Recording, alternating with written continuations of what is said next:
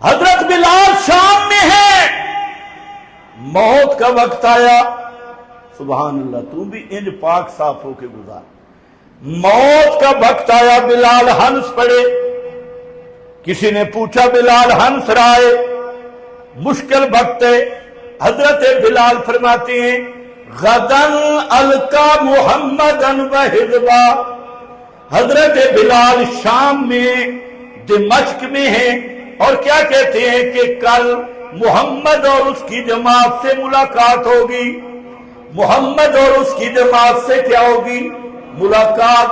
کہاں ملاقات ہوگی؟ بول بول بول، کہاں ملاقات ہوگی؟ بلال دمشق میں ہیں، آپ کا پاک وجود مدینہ میں ہے، ملاقات کہاں ہوگی؟ میں بتا کے جاؤں گا انشاءاللہ۔ مکہ یہ ملاقات کہاں ہوگی؟ جابر بن عبداللہ صحابی ہے، وفات کے قریب وقت آیا، محمد بن منقدر تابعی ہے، تابعی پوچھتا ہے، حضرت جابر سے عرض کرتا ہے حضرت جب آپ پہ موت آ جائے تو محمد کریم کو میرے سلام کہنا۔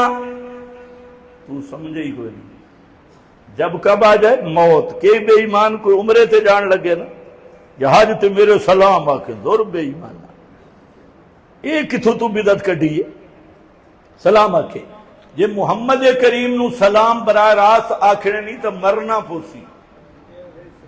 اس واسطے فرمایا میرے سلام آکھے، اگو نہ محمد بن منقدر نہ جابر بن عبداللہ دن کداں دا مماتی بن گئی ہے، اے جا روزے تے آپ سن دن۔